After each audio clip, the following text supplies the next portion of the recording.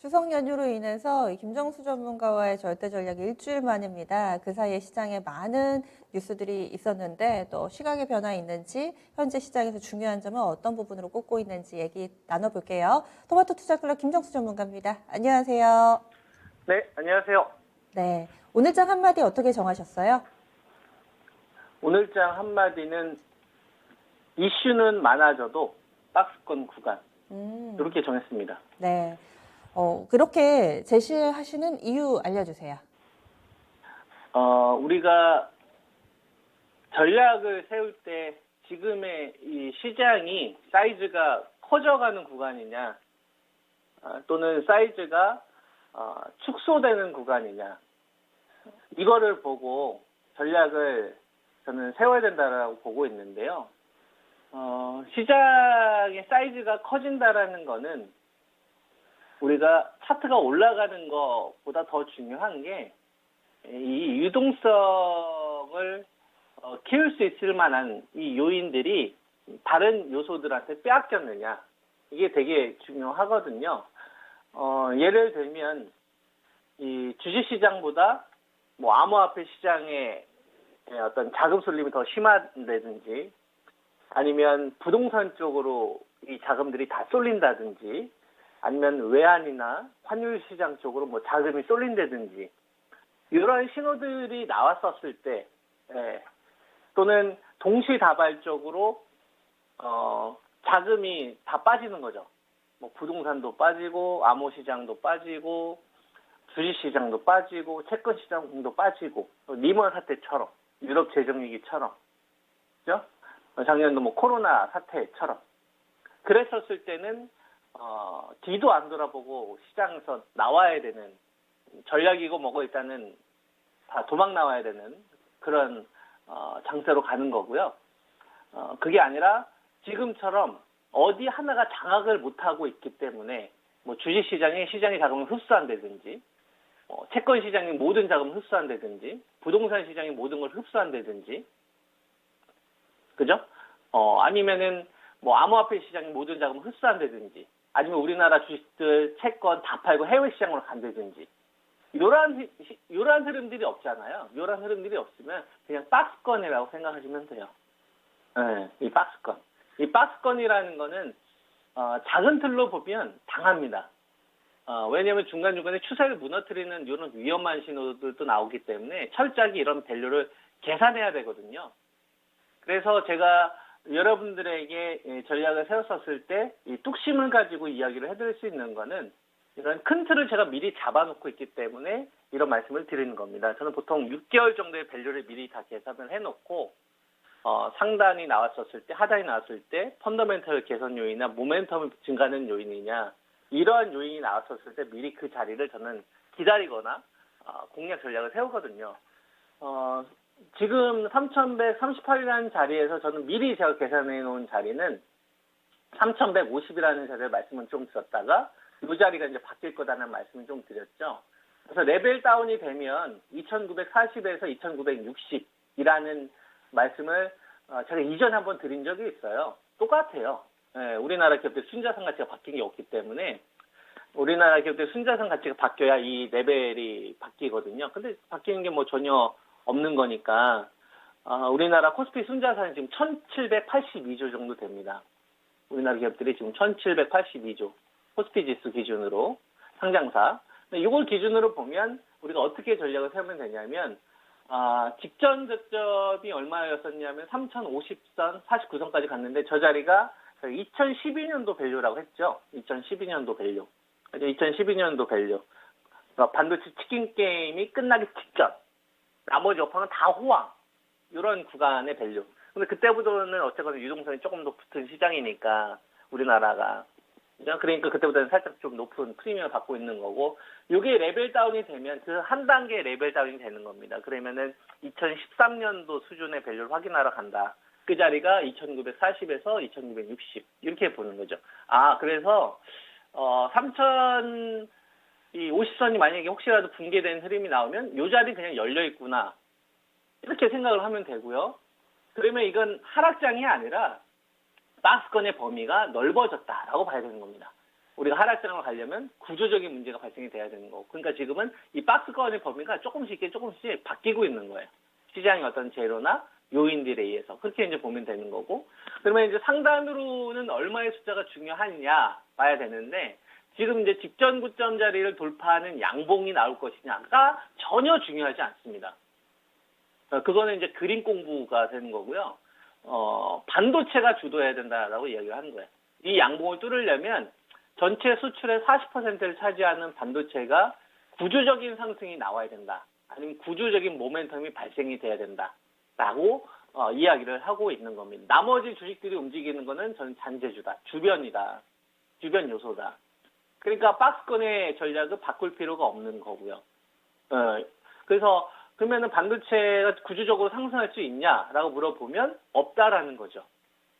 일주일 전에도 없었고, 한 달 전에도 없었고, 2달 전에도 없었고, 3개월 전에도 없다라고 이야기하는 거예요. 다음 주도 없을 거예요. 다음 주도 없을 거고, 다다음 주도 저는 없을 겁니다. 왜? 반도체가 가격이 구조적으로 올라가려면 반도체 가격을 건드려야 되는데, 이 반도체 가격을 하려면은 고객사하고 협상을 해야 될 거 아니에요? 삼성전자, 하이닉스하고. 그죠? 10월 달에 하잖아요. 그러니까 그 전까지 구조 상승이 안 나오죠. 그러니까 박스권인 거죠. 그러면 지금 구간에서 뭐가 제일 중요하냐? 지금 시장은 랠리는 나올 생각은 없고 박스권이니까 박스권의 하단에 좀 와 있다라고 생각하는 주식들은 매수가 되는 겁니다. 뭐 헝다그로 관련된 이런 요인들도 있는데, 그런 이슈들도 있는데, 그건 이제 자국 부채로 많이 구성되어 있잖아요. 이제 리번 같은 경우나 이런 거는 이제 해외 부채하고 그다음에 이제 연쇄적인 이 파생상품을 만들어서 문제가 됐었던 거고, 자국 부채로 구성되어 있으니까 제한적이겠죠. 리먼급의 파산은 안 되는 거고. 그러니까 시장보다 미리 박스권 하단에 와 있다라고 생각하는 주식들을 밸류를 산정을 해서 전략을 세우면 된다. 그래서 제일 중요한 게 가격이다라고 보는 거죠.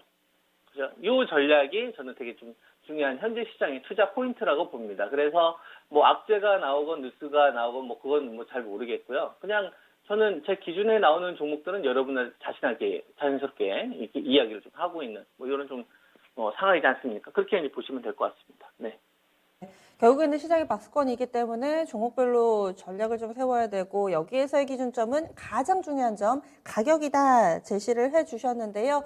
그러면 전략을 좀 어떻게 세우고 계신지도 알려주세요. 간략하게 들어볼게요. 네.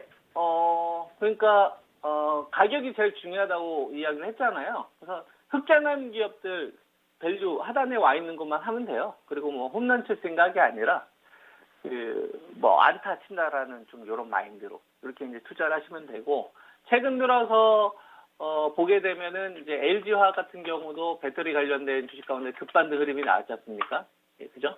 이게 이제 69만 4천 원 요 자리에 지금 반등이 나왔는데, 요것도 한 75, 6만 원대 정도에서 한번 맞고 이제 밀렸는데 다시 반등이 나오는 건 좀 제한적이라고 보고요.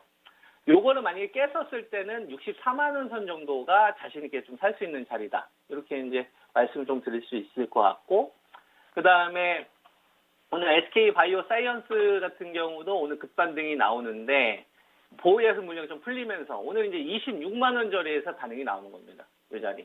이 자리가 이제 기준가 자리라서 마찬가지로 이 주식도 저는 추세는 이제 안 나올 것 같고요. 이제 기술 반등, 낙폭과된 기술 반등 정도 이렇게 이제 보시면 될 것 같고, 그 다음에 게임사 가운데서 카카오 게임즈 같은 경우도 이제 오디엔 대박 나면서 그죠? 잘 가다가 조정 흐름이 나왔지 않습니까? 요 주식도 한 6만 9천 원에서 한 7만 원 선 정도가 이제 기준가 자리, 저 자리가 이제 낙폭과대 기준 자리라 보면 될 것 같고요. 그 다음에 게임즈 하나 더 볼까요? NC 소프트. 요거는 참 이번 구간에 대폭락이 나왔지 않습니까? 그래서 요 기준은 62만 원대에서 63만 원 정도 좀 제시해 드리는데, 얘는 그냥 냅두면 65, 6만 원은 기본 회복되겠구나. 이렇게 이제 생각하시면 되고요. 지금은 이제 감매도권, 투매 자리, 이렇게 이제 보면 되겠고. 그 다음에, 바이오지약 종목 가운데서 뭐 녹십자는 그때 32만 5천 원이 제가 투매 기준으로 이야기 해드렸었잖아요. 32만 5천 원. 그 냅두면 회복되는 자리가 35만 원에서 이제 37만 원 자리가 냅두면 회복되는 자리. 실제로 이제 거기에서 이제 회복이 됐고, 그죠? 요 회복이 되고 나서 이제 여기가 이제 알파입니다. 뭐 얀센이라든지 다른 백신 관련된 업체들이 수주를 받는 거에 따라서 이제 점프가 결정이 되는 거죠.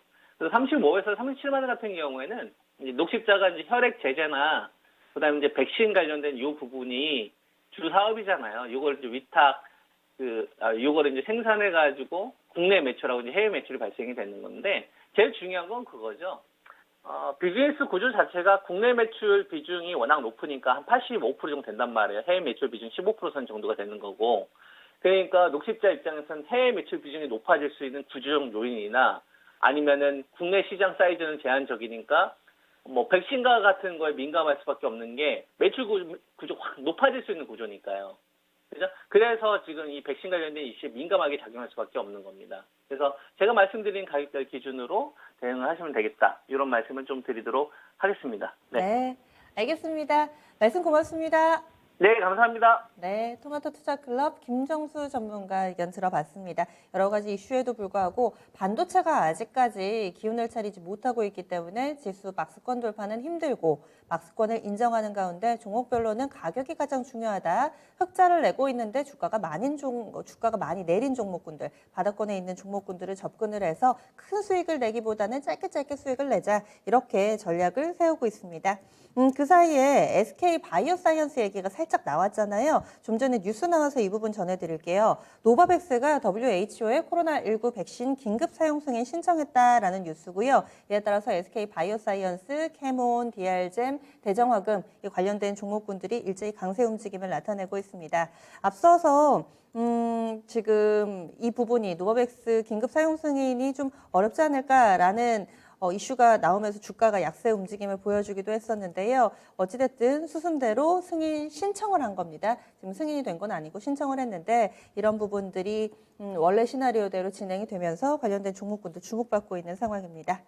1부 마무리 짓겠습니다. 다양한 투자 판단에 대한 도움 말씀이었고요. 종목의 상승 하락을 보장하지는 않습니다. 잠시 후 2부에서 다시 찾아뵙겠습니다.